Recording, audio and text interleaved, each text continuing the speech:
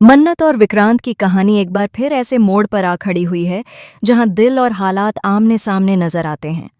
लंबे समय से दूरियां झेलने के बाद किस्मत जैसे बार बार इन दोनों को एक ही रास्ते पर लाकर खड़ा कर देती है। मन्नत ने अपनी जिंदगी में बहुत कुछ खोया है, लेकिन एक चीज जिसे वह किसी भी कीमत पर खोना नहीं चाहती, वह है उसकी बेटी दुआ। दुआ ही उसकी ताकत है, उसकी वजह है आगे बढ़ने की। जब विक्रांत अचानक उसके सामने आता है और दुआ को अपने साथ ले जाने की बात करता है, तो मन्नत की आंखों में गुस्सा साफ दिखाई देता है।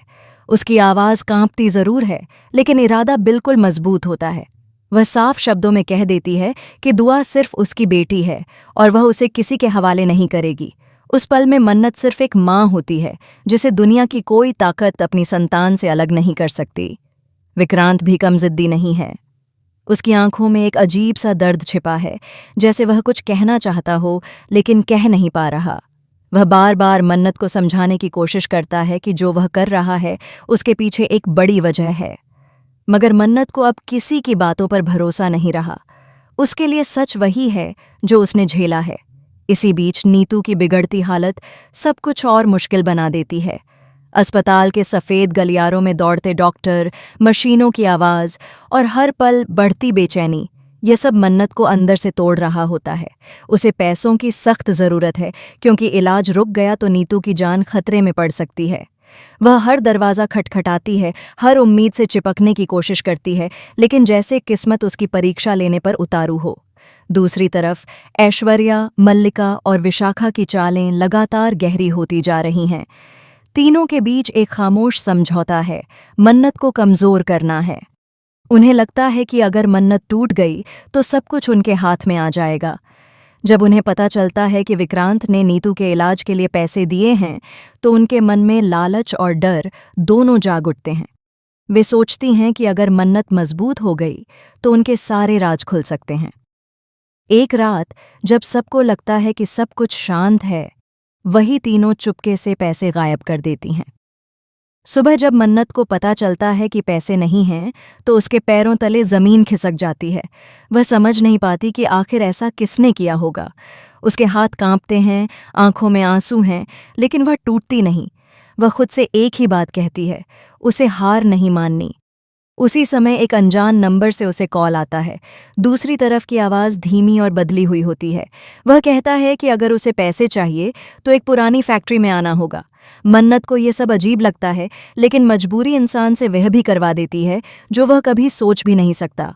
दुआ की तरफ एक नज़र डालकर वह फैसला कर लेती है, उसे जाना ही होगा।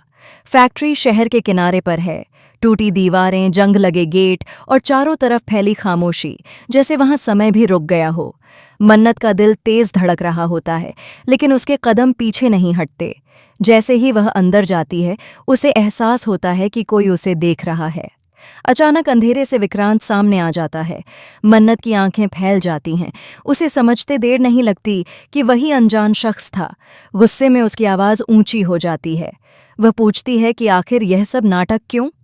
विक्रांत कहता है कि वह सिर्फ उसकी मदद करना चाहता था, लेकिन मन्नत को लगता है कि यह मदद नहीं, एहसान जताने की कोशिश है। दोनों के बीच पुरानी बातों की आग फिर भड़क उठती है। आरोप, शिकायतें, अधूरे सवाल सब एक साथ बाहर आने लगते हैं। मन्नत उसे याद दिलाती है कि भरोसा एक बार टूट जाए तो उसे जोड़ना आसान नहीं होता। विक्रांत चुप होकर सुनता है, क्योंकि शायद उसे भी एहसास है कि गलती कहीं न कहीं उसकी भी थी। बहस बढ़ती जाती है और तभी मन्नत की सांसें तेज होने लगती हैं। उसके चेहरे का रंग उड़ जाता है। वह कुछ कहना चाहती है, मगर शब्द साथ नहीं देते। अचानक उसकी नज़र धुंधली पड़ती है और वह गिर पड़ती है। विक्रांत घबरा जाता है। वह तुरंत उसे संभाल लेता है, जैसे उसे खोने का डर अचानक उसके सामने खड़ा हो गया हो। उस पल में उसका सारा गुस्सा, सारी जिद खत्म हो जाती है। बस एक ही ख्याल बचता है, मन्नत को कुछ नहीं होना चाहिए। जब मन्नत को होश आता है तो वह खुद को सुरक्षित जगह पर पाती है। कुछ पल के लिए वह भूल जाती है कि वह विक्रांत के साथ है, मगर जैसे ही उसे याद आता है, वह फिर अपने चारों तरफ दीवार खड़ी कर लेती है। विक्रांत धीरे से कहता है कि उसने हमेशा उसकी परवाह की है, बस तरीके गलत रहे। इधर दुआ बार बार अपनी माँ के बारे में पूछ रही होती है। उसकी मासूम आंखों में डर साफ दिखाई देता है। घर का माहौल भी बदलने लगता है, क्योंकि हर किसी को महसूस हो रहा है कि कोई बड़ा तूफान आने वाला है। ऐश्वर्या को जब पता चलता है कि मन्नत फैक्ट्री गई थी, तो वह बेचैन हो उठती है। उसे डर है कि कहीं सच्चाई सामने ना आ जाए। मल्लिका और विशाखा भी समझ जाती हैं कि अब संभल कर कदम रखना होगा, मगर साजिशें अक्सर अपने ही जाल में फंस जाती हैं। धीरे धीरे विक्रांत को भी शक होने लगता है कि पैसों के पीछे कोई साजिश है। वह सच तक पहुंचने का फैसला करता है। जैसे जैसे वह परतें हटाता है, रिश्तों की असलियत सामने आने लगती है। उधर मन्नत के दिल में भी एक अजीब सा संघर्ष शुरू हो जाता है। वह खुद से पूछती है, क्या हर बार विक्रांत को गलत समझना सही है? क्या सच में वह बदल गया है? मगर अगले ही पल उसे अपने जख्म याद आ जाते हैं। एक रात विक्रांत दुआ को दूर से खेलते हुए देखता है। उसके चेहरे पर हल्की मुस्कान आती है, लेकिन आंखों में नमी भी होती है। शायद वह समझ चुका है कि कुछ रिश्ते अधिकार से नहीं, भरोसे से जीते जाते हैं। कहानी यहीं नहीं रुकती। अस्पताल से अचानक एक खबर आती है जो सबको चौंका देती है। नीतू की हालत में सुधार होने लगा है, लेकिन होश में आते ही वह कुछ ऐसा नाम लेती है जिसे सुनकर सबके चेहरे बदल जाते हैं।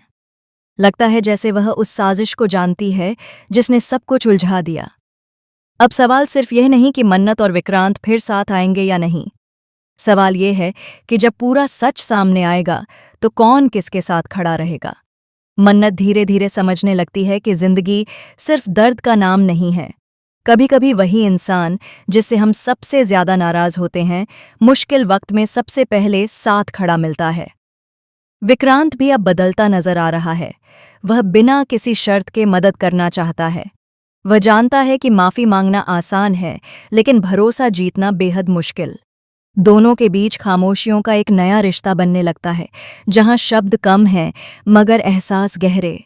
लेकिन असली तूफान अभी बाकी है, क्योंकि जिस राज को इतने दिनों से छुपाया जा रहा था वह अब सामने आने वाला है। और जब वह सच बाहर आएगा तो न सिर्फ रिश्तों की परिभाषा बदलेगी, बल्कि कई चेहरों से नकाब भी उतर जाएगा। क्या मन्नत अपने दिल की सुन पाएगी? क्या विक्रांत सच में उसके भरोसे के लायक बन पाएगा? क्या दुआ इन दोनों को फिर एक साथ देख पाएगी? आने वाले पल भावनाओं, फैसलों और खुलासों से भरे होंगे, जहां हर किरदार को चुनना होगा। डर या सच, नफरत या माफी, दूरी या साथ। एक बात तय है, यह कहानी अब एक ऐसे मोड़ पर है जहां से वापस लौटना संभव नहीं। अब जो होगा वह सब कुछ बदल देगा।